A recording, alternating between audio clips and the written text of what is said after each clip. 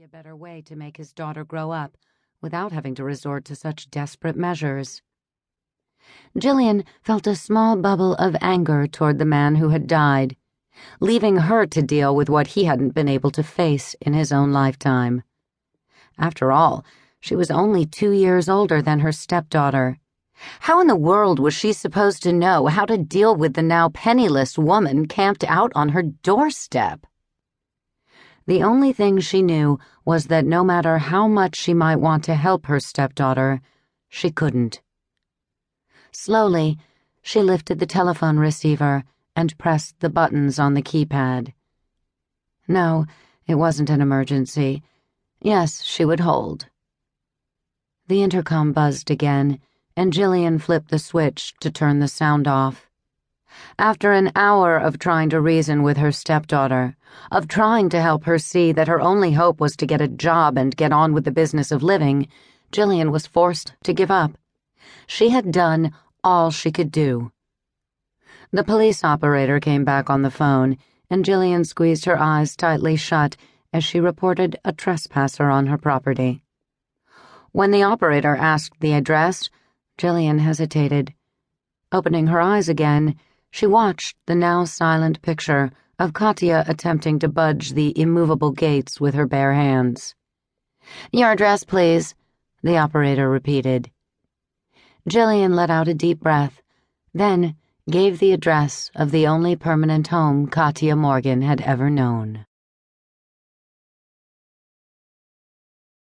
Chapter 1. 1 week earlier. "I'm an orphan." Katya Morgan felt the telephone receiver start to slip out of her hand and clenched it tighter. Her fingernails dug into her palm, but she didn't relax her grip as she sat staring out at the sparkling waters of the Caribbean. Her stepmother's calm voice on the other end of the line sounded soothing, belying her words as she said, "I know this is a shock to you, Katya. Your father did his best to hide the seriousness of his cancer, even from me. I didn't know how sick he was until it was too late." Katya reached for the pack of Nat Sherman black and golds lying on the poolside table next to her.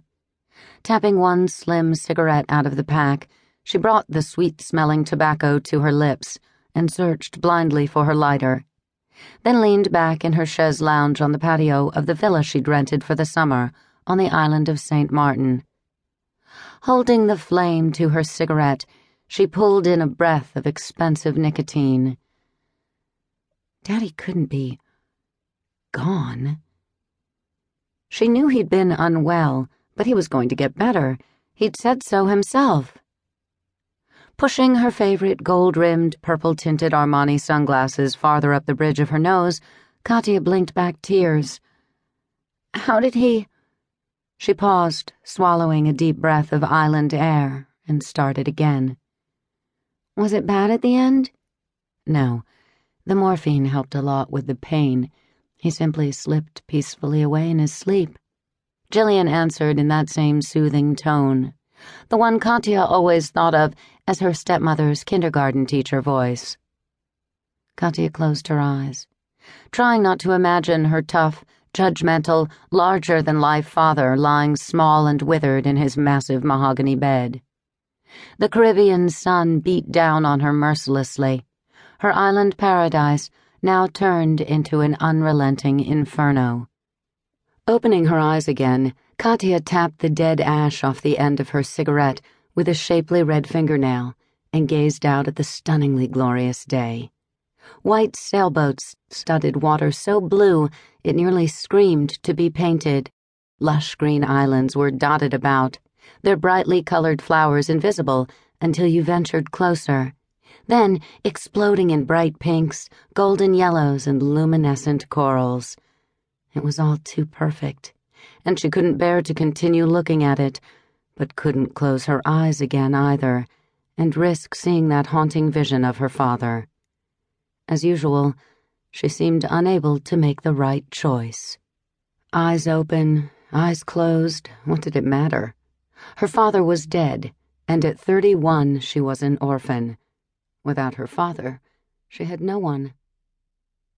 Katya drew in a ragged breath.